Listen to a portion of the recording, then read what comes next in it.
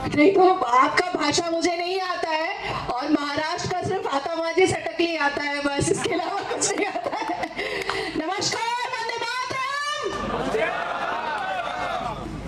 यहाँ तो ठंडा नहीं है, दिल्ली में ठंडा है, प्रयागराज में खूब। अभी यहाँ से जाऊंगी मैं 3 डिग्री में गंगा स्नान कर करके खुद को पवित्र करूंगी।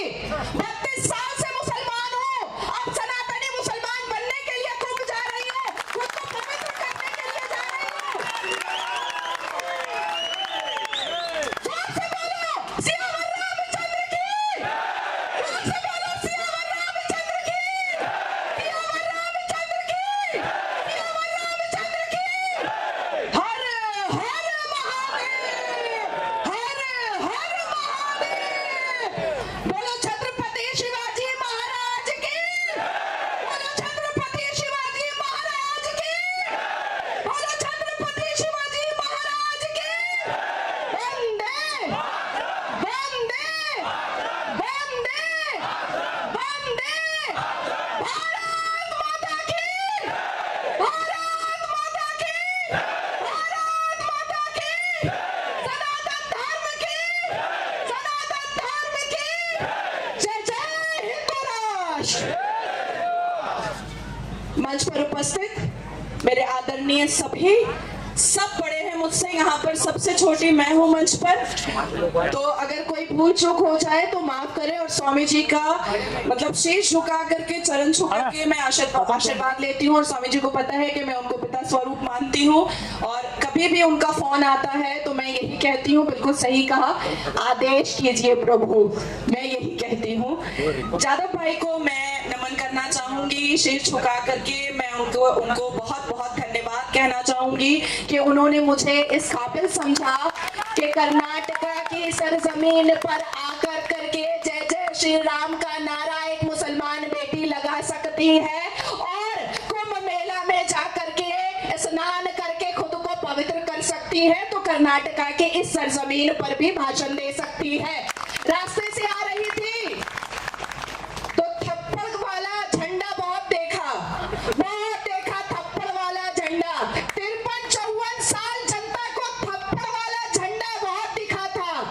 यहाँ के मुख्यमंत्री को भी अक्सर मैं टीवी चैनलों पर उनकी चुम्मा चाटी वाली हरकतों पर टारगेट में लेती हूँ। आपने देखा होगा, कभी महिला कार्यकर्ता को चुम्मा चाटी करते हैं, कभी कभी प्रवक्ता को कर देते हैं, और कभी कभी तो कोई अभिनेत्री आती है तो उसको भी उसमें भी चिपक लेते हैं, और कभी कभी तो पत्रकार यहाँ पर बैठे हैं और मेरे पास पूरी लिस्ट है कि किस किस महिला पत्रकारों से उन्होंने चिपका चिपकी चुट्टा चुट्टी करने का कोशिश किया रखा है, तो वो मुझे पता है।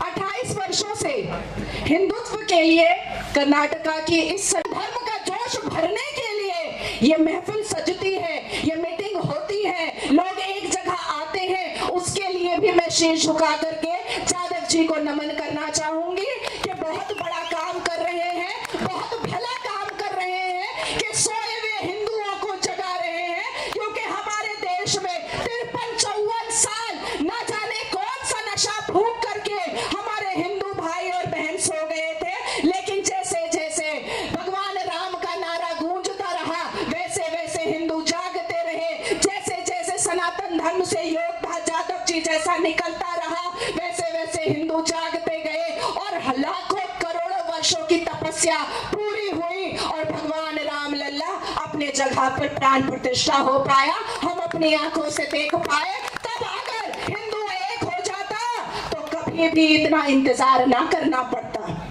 अभी भाई साहब कह रहे थे कि जो होता है अल्लाह की मर्जी से होता है।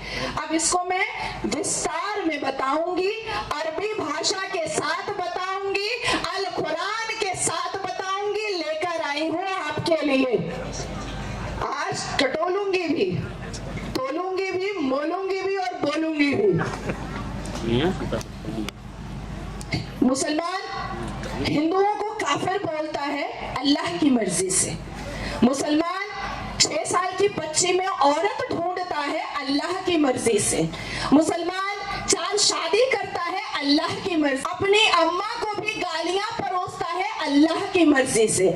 मुसलमान जंगे बदर और जंगे करबला करता है अल्लाह की की मर्जी से, तो फिर मुसलमान मस्जिद में जो बलात्कार करता है वो भी तो अल्लाह की मर्जी से ही करता है ना। तो फिर मुसलमान मजार के अंदर जो बलात्कार करता है वो भी तो अल्लाह की मर्जी से ही करता है ना। तो फिर मुसलमान क्रिश्चियन और हिंदू लड़कियों को नोच नोच करके गाड़ी में भर कर करके जो बलात्कार करता है वो भी अल्लाह की मर्जी से ही करता है ना। उत्तर प्रदेश के इमाम रिजवान ने 9 साल की मुसलमान बच्ची का बलात्कार किया मस्जिद में इमाम होकर के।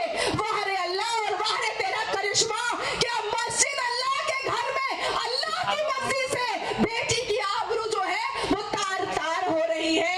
अल्लाह की मर्जी से उठाओ तलवार और पहनाओ सलवार, अल्लाह की मर्जी से उठाओ तलवार और उतारो सलवार। वाह रे अल्लाह तेरी कुदरत, वाह रे अल्लाह। अल्लाह की मर्जी का ये था डेफिनेशन। अब आते हैं, मैं सबसे पहले कहना चाहूंगी कि 11 दिन मैं महाराष्ट्र में थी इलेक्शन के वक्त में। हालांकि ये कर्नाटका है, यहाँ तो बाबरी लोग हैं, औरंगजेबी लोग हैं, यहाँ तो थप्पड़ वाले लोग हैं। नहीं, यहाँ पर नहीं, ये जो राज्य है उसके बारे में बात कर रही हूँ। यहाँ पर तो अरे मैं उनके घर में भी सुरक्षित हूँ, कलेजा नोच के खाने वालों में से हूँ, मेरा कोई ना बिगाड़ सकता, क्योंकि मैं भगवान राम को मानती हूँ, अल्लाह को नहीं मानती।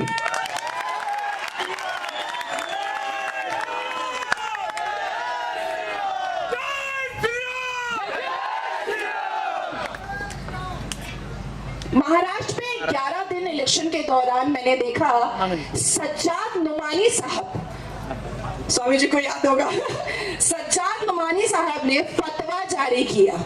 इसमें भी देखिए अल्लाह की मर्जी, भैया मैं आपको बताऊंगी, आज पूरा डिटेल बताऊंगी। सज्जाद नुमानी साहब ने फतवा जारी किया। फतवा कहाँ आता है, कौन सी आयत में आता है, किस रुकू में आता है, वो भी मैं आपको बताना चाहूंगी। सूरह निसा वर्सेस 127 में फतवा आता है, ठीक है। सज्जाद नुमानी साहब किस लिए फतवा जारी कर रहे थे? माशाल्लाह माशाल्लाह कांग्रेस को वोट कर दीजिए, माशाल्लाह माशाल्लाह उद्धव ठाकरे को वोट कर दीजिए, माशाल्लाह माशाल्लाह असदुद्दीन अवैसी रज़ाकार के फौज के दलाल को वोट कर दीजिए। अब जानना ये है कि 1936 में पहली बार कुरान प्रिंट हुआ। अकल के पट्टे खोलिए और गौर से सुनिए, तो ये लिब्रांडो वाला जो नेचर है ना वो निकलेगा, जो दूर दूर तक भी अभी बाकी बचा हुआ है लिब्रांडो वाला नेचर। ये क्या हुआ? भाईचारा है, क्या हुआ? गंगा जमनी तहजीब है। अरे चारा आप है, भाई भाई वो है, लाए तेरा मेरा रिश्ता क्या, लाई लाई है सिर्फ। तो ये फतवा नाजिल हुआ था सूरह निसा वर्स 127 1450 साल पहले। तो 1450 साल पहले क्या अल्लाह तबारक ताला को ये पता चल गया था कि नेहरू मामू जो है और इंदिरा दादी जो है वो कांग्रेस लेकर के आएंगी? ये पता चल गया था अल्लाह ताला को, जो फतवा वोट के लिए जारी हो रहा था। यही बात मैंने सज्जाद नुमानी के नुमाइंदे से, उनके दलालों से डिबेट में पूछ लिया, तो कह दिया नाजिया आवारा औरत है। मैंने उस पर भी कह दिया कि अल्लाह की मर्जी से आवारा हो गई हूँ, नहीं तो बिल्कुल ना होती।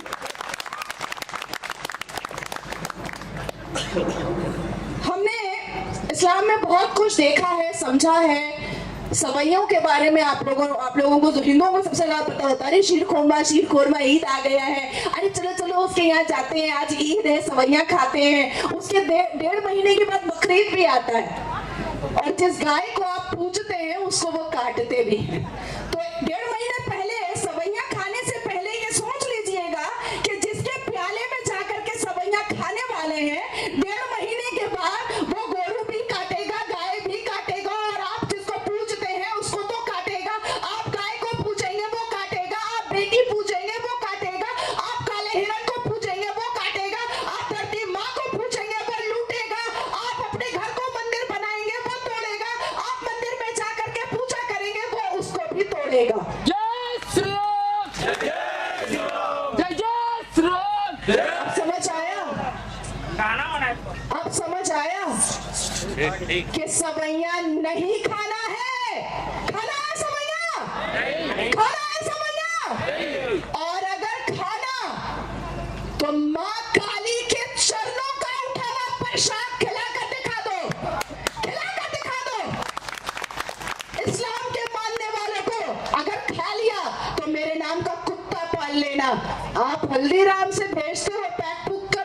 ठूस लेता है। मांगने की जो आदत है, फितरा दे दो, ज़कात दे दो, डोनेशन दे दो, कोटा दे दो, अरे मेरा हक है, हमको देना होगा, हम मुसलमान हैं। अरे भैया मुसलमान हो तो चैन से रहो ना, काहे को बौखला रहे हो? इस्लाम सिखाता है मुस्लिम पुरुषों को चाचा मर जाए चाची से निकाह कर लो, मामा मर जाए मामी से निकाह कर लो, फूफा मर जाए, मतलब आप लोग जिसको बुआ बोलते हैं, फूफा मर जाए फूफी से निकाह कर लो, बहन से निकाह कर लो। तो मुझे ऐसा लगता है कि माँ को क्यों छोड़ रहे हो? उसमें भी बिस्मिल्लाह कर ही लो, लुंगी उठा ही लो, कर ही लो उससे भी निकाह, उसको क्यों छोड़ना? सौतेली माँ पर तो हाथ मारता ही है मुसलमान लेने लफंगे, उसको भी नहीं छोड़ना चाहिए। तो ये है इस्लाम की खूबसूरती। इस्लाम के जस्टिफिकेशन पर आज बांग्लादेश में क्या हो रहा है, क्या आप भूल सकते हैं? इस्लाम के जस्टिफिकेशन पर आज किस तरीके से बांग्लादेश के हिंदू बहू बेटियों के को निर्वस्त्र किया जा रहा है, क्या आप भूल सकते हैं? क्या भारत देश का एक भी नागरिक ये कह सकता है कि आज जो बांग्लादेश में हो रहा है वो आपने नहीं देखा है? क्यों 1989 से 1991 कश्मीरी पंडितों का नरसंहार भूल गए आप लोग? भूल गए? मोपला भूल गए? मालाबार भूल गए? कर्नाटका भूल गए? बैंगलोर भूल गए? अजमेर का सब ताज भूल गए? याकूब मेमन भूल गए? यासीन मलिक भूल गए? क्या लगता है हिंदुओं को कि जो बांग्लादेश में हो रहा है वो यहाँ नहीं हो सकता है? क्या लगता क्या है आप लोगों को? आप जिस वक्त समर वेकेशन मनाते हैं, आप जिस वक्त छुट्टियां मनाते हैं, आप जिस वक्त परिवार के साथ एक एक महीने विदेश घूमने जाते हैं, उस वक्त मजारों के अंदर ट्रेनिंग दी जाती है कि हिंदू की बहू बेटियों को कैसे लूटना है, फुसलाना है और निपटाना है। जिस वक्त आप गर्मी की छुट्टी अपने बाल बच्चों के साथ मनाने के लिए जाते हैं, विदेश की यात्रा करते हैं, उस वक्त मस्जिदों के अंदर ये बताया जाता है कि कैसे कैसे गज़वाए हिंद का प्रोग्राम और स्ट्रेटेजी सेट करनी है। समझ में आ रही है बात? आप दूसरी दुनिया में चल रहे हैं, आपको ऐसा लगता है कि सब भला है, सब मोदी जी संभाल लेंगे। एक घर एक व्यक्ति नहीं संभाल सकता है, सारे घर के लोगों को उस घर को संभालना पड़ता है। तो मोदी जी ने, आदरणीय प्रधानमंत्री ने हिंदुत्व को ललकारा है, और अब आप अगर गले से गला नहीं मिलाएंगे तो वो लखनऊ के देवबंद से आवाज आई थी ना कि गज़वाए हिंद होगा, तो यहाँ पर भी बांग्लादेश हो सकता है। जागना पड़ेगा हिंदुओं को। उठो तो कहो कि हम हिंदू हैं, बैठो तो कहो कि हम हिंदू हैं, सो तो कहो कि हम हिंदू हैं। कहीं जाओ तो तिलक लगाओ, कहीं जाओ तो रुद्राक्ष पहनो, अपना त्योहार और पर्व है तो धोती पहनो। लेकिन अब तो मैं उल्टा देखती हूँ, उल्टा देखती हूँ मैं। दिवाली आती है, सारा आप सिविलाइजेशन और सभ्यता अपनी करते हैं, लेकिन वही उटंगा पैजामा लंबा कुर्ता पहन लेते हैं। क्यों? उटंगा पैजामा लंबा कुर्ता आपकी सभ्यता नहीं है, आपके संस्कार नहीं है, आपका सिविलाइजेशन नहीं है। उटंगा पैजामा लंबा कुर्ता, चिकन की कढ़ाई का कुर्ता, ये आपका नहीं है, आपका धोती है। और धोती से आपकी गैदरिंग पता चलेगी। अब मैं और स्वामी जी अभी संभल गए थे, मुसलमानों ने संभल के घर के बाहर में लिख करके रखा है, हाज़ल मिन फज़लिन रब्बी ला इलाहा इल्लल्लाह मुहम्मदुर रसूलुल्लाह, हय्या अलल फलाह हय्या अलल सलाह। क्यों लिख कर रखा है पता है आपको? क्यों लिख कर रखा है? अपनी मेजॉरिटी बताने के लिए, संभल में अपनी तादाद को दिखाने के लिए, अपना दिखाने के लिए कि देखो हम कितने ज्यादा हो चुके हैं संभल में, तुम मंदिर बनाओगे तो कैसे बनाओगे? अब भी अगर हम नहीं जागेंगे तो कैसे चलेगा? हिंदुओं, अब भी वक्त है, जाग जाएं। वक़्तलूहुम हैसा सफ़िक़्तुकुहुम व अख़रजुहुम हैसा अख़रजुकुम। इसका मतलब ये है, और उनको जहां पाओ कत्ल कर दो, और जहां से उन्होंने तुमको निकाला वहां से तुम भी उनको निकाल दो। काफिरों से दोस्ती करना इस्लाम के मानने वालों पर जायज नहीं है। अब बताइए, अब तो मैं कुरान से बता रही हूँ आपको, मैं तो कुरान से बता रही हूँ, आयत के साथ बता रही हूँ। आयत पढ़ती हूँ और तब फिर उसका तर्जुमा करके बता रही हूँ। अब आप बताइए कि आप इस पर विश्वास करेंगे कि नहीं करेंगे, या अभी भी लिब्रांडो की तरह चाटेंगे कि हम भाई भाई हैं, करना चाहेंगे? मैं पूछना चाहती हूँ भारत की और इस सरजमीन की जितनी बेटियां यहाँ पर बैठी हैं, कि तुम्हें महिषासुर मर्दनी बनना है या फ्रिज में रहना है कट करके? बोलो। काली की तरह महिषासुर का वध करना है या बिस्मिल्लाह पढ़ करके हिजाबन में जिहादन बन जाना है और फिर से अपनी कोख से मोहम्मद गौरी और तैमूर पैदा करना है? क्या करना क्या चाहती हो? मुझे घिन आती है यार मुसलमान लौंडों से, मैं नफरत करती हूँ, मैं देखती तक नहीं। और कसम खाया था मैंने जब विधवा हुई थी कि अगर दोबारा शादी करूंगी तो सनातनी से करूंगी, नहीं तो जिंदगी भर ऐसे ही रहूंगी। जिस घर में तुम्हारी पूजा की जाती है, जिस समाज में तुमको सर मत्थे रखा जाता है, और जिस धर्म में कई देवियों की पूजा पुरुष करते हैं, देवियों के चरणों पे फूल पुरुष चढ़ाते हैं, उस धर्म को छोड़ करके आप हिजाबन और जिहादन बनने जाती हैं, डकैत की तरह नकाब पहन लेती हैं, चोर की तरह अपनी आइडेंटिफिकेशन छुपाती हैं। Shame on you. मुसलमान बेटियां अब नफरत करने लगी हैं, मुसलमान लौंडों से घिन करने लगी हैं। अभी मैं और दीदी आ रहे थे गाड़ी से, हम लोगों ने बात किया कि कश्मीर में मुसलमान बेटियां मुसलमान लड़कों से शादी नहीं करना चाहती, और इसकी वजह 2022 का डेटा है कि मुसलमान लौंडे लफंगे, एक तो बेहुदा बदतमीज आवारा लुच्चा लफंगा तो होते ही होते हैं, साथ साथ में नशेड़ी गंजेड़ी भी होते हैं। और क्या पता कि मुझसे शादी करने के बाद सुबह में अपनी अम्मा के बिस्तर पर मिलेगा? क्या पता? कोई पता नहीं है ना। इनके लिए तो अल्लाह के जस्टिफिकेशन पर कुछ भी हो जाता है। पप्पू की बेटी, चाची की बेटी, मामू की बेटी, नानी की बेटी, दूर के मासी की बेटी, अपने चाचा की बेटी, अपने भाई की बेटी, अपने दादा की बेटी, अपने नाना की बेटी, बस बेटी चाहिए भैया, लुंगी उठाना है बस, और इस्लाम का एक तुम्बा दिखा देना है। ये तो इस्लाम की जस्टिफिकेशन पर हुआ है, ये तो इस्लाम बोल रहा है इस्लाम में शादियां जायज है। अरे भैया, खाने को नहीं है, पहनने को नहीं है, बाथरूम नहीं बना पा रहे हो, रोटी कमा रहे हो तो सब्जी नहीं ला पा रहे हो, भात लेकर आ रहे हो तो बच्चे का पैम्पर नहीं ला पा रहे हो, लेकिन औरत और लुंगी का जो रिश्ता है, इस्लाम शुरू दुपट्टे से होता है, इस्लाम खत्म ब्लाउज पे हो जाता है, इस्लाम शुरू आतंक से होता है, इस्लाम खत्म सलवार उतारने पर हो जाता है, इस्लाम शुरू बम गोली बारूद से होता है, और इस्लाम खत्म काफिरों पर हो जाता है। तेरा मेरा रिश्ता क्या ला इलाहा, यही कहता है ना मुसलमान। तो फिर अफगानियों को और पाकिस्तानियों को आप अभी जियो पॉलिटिक्स में देख रहे हैं, दोनों एक दूसरे को कूट रहा है, दोनों कूट रहा है ना। पाकिस्तान अफगानिस्तान के मुसलमान को कूट रहा है और अफगानिस्तान पाकिस्तान के मुसलमान को कूट रहा है। तो कहां गया तेरा ला इलाहा इल्लल्लाह? गटर में गया क्या? नाले में चला गया क्या तेरा ला इलाहा इल्लल्लाह? अगर रिश्ता मुसलमान का मुसलमान से ला इलाहा से है, तो ये गटर में चला गया क्या, जो पाकिस्तान अफगान को मार रहा है और अफगान पाकिस्तान को मार रहा है? मैंने हजारों लाखों बार कहा है कि इनके मुंह में लत लग गई है, इनकी लुंगी में नशा आ चुका है।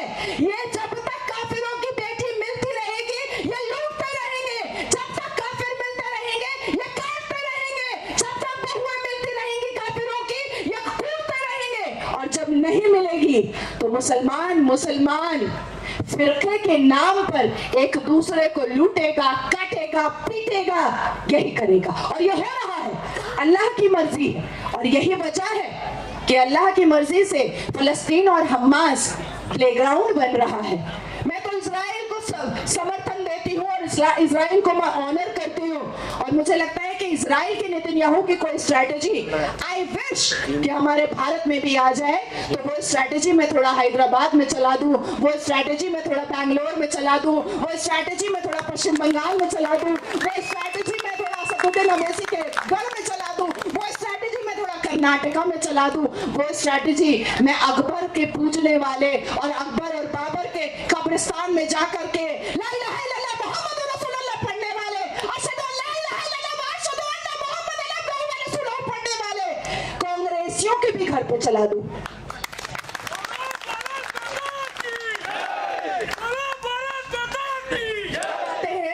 कुछ बहुत इंपॉर्टेंट टॉपिक पर जिसको जानना समझना बहुत जरूरी है। मुद्दा है बटेंगे तो कटेंगे। जाहिर सी बात है, एक उंगली रहती है तो तोड़ने वाला बहुत आसानी से तोड़ देता है, पर ये 5 हम मुट्ठी बनाते हैं तो तोड़ने वाले के लिए बहुत दिक्कत हो जाती है। और जो कह रहा है कि हम जाति जनगणना करवाएंगे, कास्ट सेंसस करवाएंगे, मुझे याद है कि सुप्रीम कोर्ट के गेट के बाहर में मैंने कहा था कि राहुल गांधी जी, हिंदुओं का जाति जनगणना बाद में करवाइएगा, क्योंकि इनका शमशान घाट एक ही है। मरता अगर डोम है तो भी उसी शमशान घाट में जाता है, मरता अगर ब्राह्मण है तो भी उसी शमशान घाट में जाता है, लेकिन हम मुसलमान 72 फिरका वाले का कब्रिस्तान अलग अलग है। मैं सुन्नी में आती हूँ, शिया का कब्रिस्तान मेरे को उड़ा के फेंक देगा कुत्ता बिल्ली समझ करके, वहाबी का कब्रिस्तान मेरे को उड़ा के फेंक देगा, तो हमारे लिए ज्यादा जरूरी है। और बोलता कौन है राहुल गांधी कि मैं जाति जनगणना करा के रहूंगा। अच्छा, इंदिरा गांधी जी ने क्या कहा था? जात पे ना पात पे मोहर लगेगी हाथ पे। राजीव गांधी जी ने क्या कहा था? जात पे ना पात पे, इंदिरा गांधी जी की बात पे मोहर लगेगी हाथ पे। आएगी कांग्रेस की सरकार, यही कहा था ना। अब राहुल गांधी ने क्या कह दिया? जात पे ना पात पे, इंदिरा गांधी जी की बात, राहुल गांधी की लात पे। यही हो गया है ना। दादी भी कहती थी कि जात और पात पे कोई भी आलोचना या भारत देश में इस तरीके का बंटवारा नहीं होने दिया जाएगा। राजीव गांधी भी यही कहता था अपने स्पीच में कि जात और पात पर आलोचना करके किसी भी तरीके का कोई भी नफरत भारत देश में नहीं लाने दिया जाएगा। लेकिन देखो जॉर्ज सोरोस का नाजायज औलाद, लेकिन देखो चाचा नेहरू ने जो मामू बनाया उसकी प्रथाओं को कैसे आगे बढ़ा रहा है, और पक्का क्रिश्चियन सोनिया एंटोनियो का औलाद, पेट से निकला हुआ बेटा, जात और पात के नाम पर आपको अलग करने की कोशिश कर रहा है, और आप जात और पात के नाम पर अलग हो भी रहे। अरे कैंडिडेट ब्राह्मण है, हम क्यों वोट देंगे? क्यों नहीं दोगे? वो हिंदू है, क्यों नहीं दोगे? अरे कैंडिडेट तो छेत्री है, हम वोट नहीं देंगे, क्यों नहीं दोगे? जिस भगवान की पूजा आप करते वो नहीं करता क्या? जिस गणेश जी की पूजा आप करते वो नहीं करता क्या? जिस माँ दुर्गा की पूजा आप करते वो नहीं करता क्या? जिस राम भगवान की प्राण प्रतिष्ठा के बाद हम सबके घर में दीप जला, मैं मुसलमान बेटी होकर के मैंने 51,000 दीप जलाया, क्या वो नहीं करता क्या? आप सोचते हैं पासी को दे दिया टिकट, हाँ हम तो यहाँ पर पूरे के पूरे ब्राह्मण है, हम पासी को वोट करेंगे। अरे बेवकूफो, सोचो मुसलमान वोट करता है किसको? ये नहीं सोचता क्या सदुद्दीन अवैसी रजाकार फौज का दलाल है, दल्ला है, और उसमें पाकिस्तानी मुखबिर है वो, लेकिन मुसलमान उसको समर्थन इसलिए करता है क्योंकि सदुद्दीन अवैसी अश्लीलता का नंगा नाच करने का मौका देता है मुसलमानों को। मुसलमान आज भी कांग्रेस को इसलिए समर्थन देता है क्योंकि कांग्रेस हमेशा उनको अश्लीलता का नंगा नाच करने का मौका देता है। सर्वोच्च न्यायपालिका होते हुए भी all India Muslim personal law board हमारे देश में क्या कर रहा है? कांग्रेस की देन है ना। मुसलमानों को शरिया मानने की अनुमति कांग्रेस ने दिया ना, तो मुसलमान ये सोचकर वोट करता है, वो ये नहीं सोचता वोट के लाइन में खड़ा हो करके, ए नाजिया तुम सुन्नी हो ना, ए शबाना तुम शिया हो ना, ए फरजाना तुम वहाबी हो ना, ए रिहाना तुम देवबंदी हो ना। हम नहीं करते, बिल्कुल नहीं। मुसलमानों की सोच आतंकी होती है। अच्छा असदुद्दीन अवैसी, हाँ ठीक है, इसको वोट करो, इसको वोट करो, हिंदू लड़की का रेप करेंगे तो ये हमको बचाएगा। और होता है ऐसा, होता है ऐसा।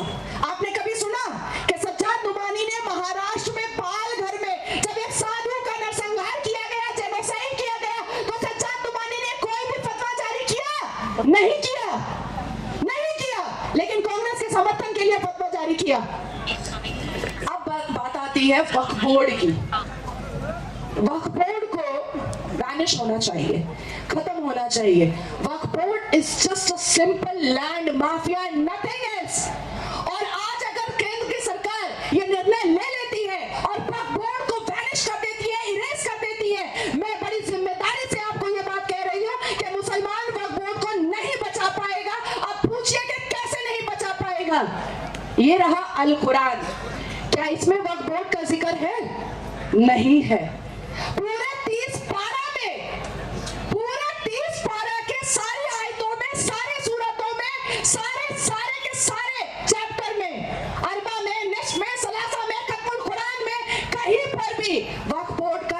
नहीं है। संविधान सबके घर में होगा ना?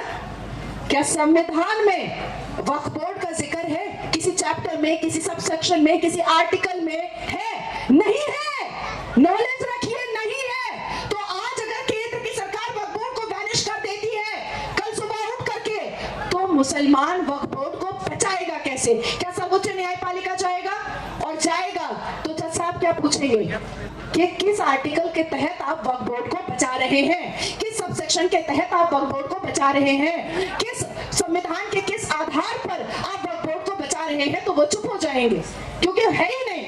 अब अगर जज साहब ने पूछ लिया कि ठीक है बताइए आपके अल कुरान में कहां पर है, तो अल कुरान में भी नहीं है, मैं वहां पर रहूंगी अंदर रूम में जज साहब के सामने, सबसे पहले उठाकर बोलूंगी ये लीजिए इसमें ट्रांसलेशन भी है, कहीं पर वक्फ बोर्ड नहीं है, ये झुट्टा है, ये मुल्ला झुट्टा है, ये लुच्चा है, पढ़िए इसको पढ़िए। समझ में आई बात? तो हम जैसे नागरिक को उठना पड़ेगा, जिम्मेदार नागरिक को उठना पड़ेगा, हर रोज एक मेल करना पड़ेगा, हर रोज एक चिट्ठी लिखनी पड़ेगी पीएम ऑफिस को कि वक्फ बोर्ड में अमेंडमेंट नहीं, संशोधन नहीं, ये लैंड जिहाद माफिया को हमारे भारत देश से खत्म, टाटा बाय बाय, खुदा हाफिज।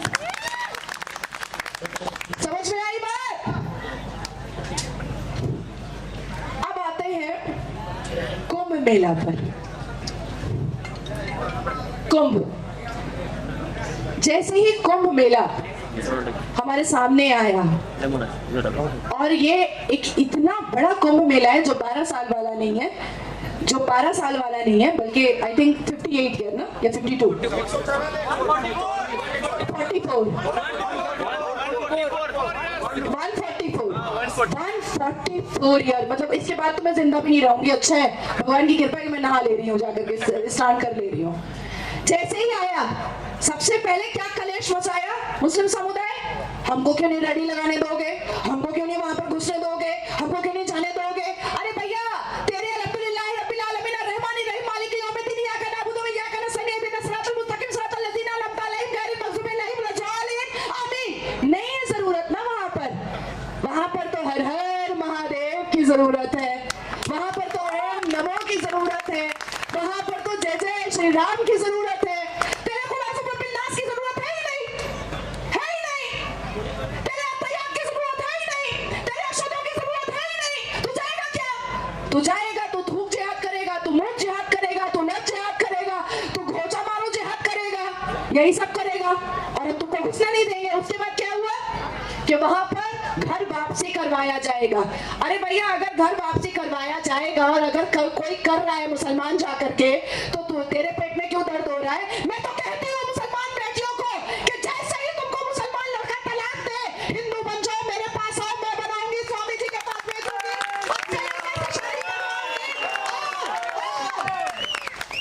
बोनस में स्वामी जी हनीमून पर भी भिजवाइएगा, हनीमून पर भी भिजवाइएगा। मैं दावत देती हूँ मुसलमान बेटियों को, दावत देती हूँ। इधर तलाक, इधर खुला, और इधर मस्जिद, इधर निकाह मुद्दा, छोड़ो उसको, छोड़ो उस लुंगी छाप को, यहाँ आओ, हिंदू बनो, हम रखेंगे तुमको, हनीमून पे भी भेजेंगे, और सनातनी लड़के से फेरा भी करवाएंगे, सिंदूर भी भरवाएंगे, 7 जन्मों का वायदा और वचन भी करवाएंगे। बहुत बहुत शुक्रिया। मैं जब बोलती हूँ तो मुझे समय का बिल्कुल याद नहीं रहता है। एक बार जोर से बोलिए, जय जय श्री राम।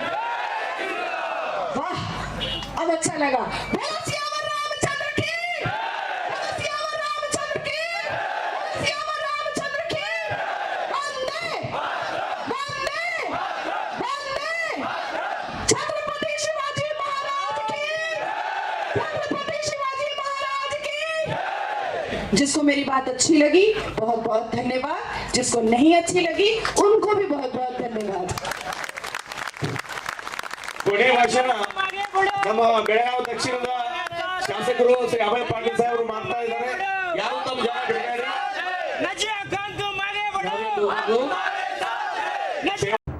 वीके न्यूज उत्तर प्रदेश उत्तराखंड, सच का सारथी।